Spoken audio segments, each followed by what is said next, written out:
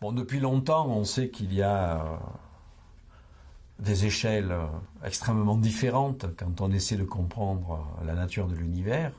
Il y a les grandes échelles, que par extension on appelle infiniment grand, même si ce n'est pas nécessairement infini, c'est extrêmement grand par rapport à nous. C'est l'échelle des galaxies lointaines, etc.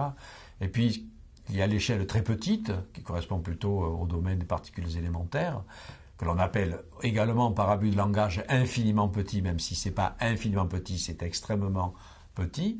Ce sont deux domaines apparemment largement séparés, en tout cas qui obéissent à des descriptions physiques différentes, puisque pour le très grand, on va utiliser la relativité générale, parce que le très grand, c'est gouverné essentiellement par le phénomène de gravitation, et actuellement, la meilleure théorie sur le marché pour la gravitation, c'est la relativité générale d'Einstein.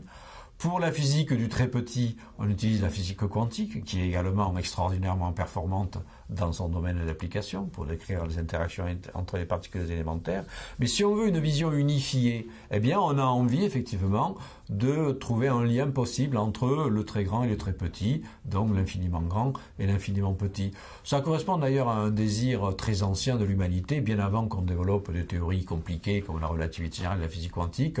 On parlait, par exemple, au Moyen-Âge et à la Renaissance, de microcosme et de macrocosme.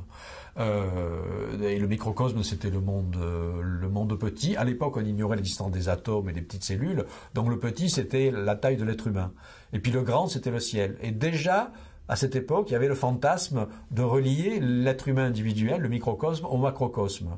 Voilà. Et donc on rentre là aussi dans des hypothèses dont l'hermétisme et l'ésotérisme a fait effectivement ses choux gras pendant longtemps, à essayer de trouver des relations entre le grand et le petit, en reliant l'être humain à des phénomènes cosmiques. L'astrologie, par exemple, fait partie de ces tentatives de lier le petit au grand. Alors évidemment, aujourd'hui, la problématique est complètement différente de l'astrologie. C'est vraiment un véritable défi de la physique que d'essayer de relier dans une théorie cohérente les phénomènes à l'échelle quantique et les phénomènes à l'échelle cosmologique. Et si justement on développe des théories comme les supercordes ou la gravité quantique à boucle, c'est pour essayer de résoudre des questions que l'on ne comprend encore pas bien dans les théories actuelles. Qu'est-ce qui se passe au fond d'un trou noir? Parce qu'au fond d'un trou noir, on a à la fois beaucoup de masse, donc du grand et du petit, parce que c'est très concentré, et même chose au Big Bang. Dans le Big Bang, vous avez la totalité de l'univers, donc quelque chose d'énorme, mais qui est confiné dans une région extrêmement petite. Donc vous avez du très grand et du très petit.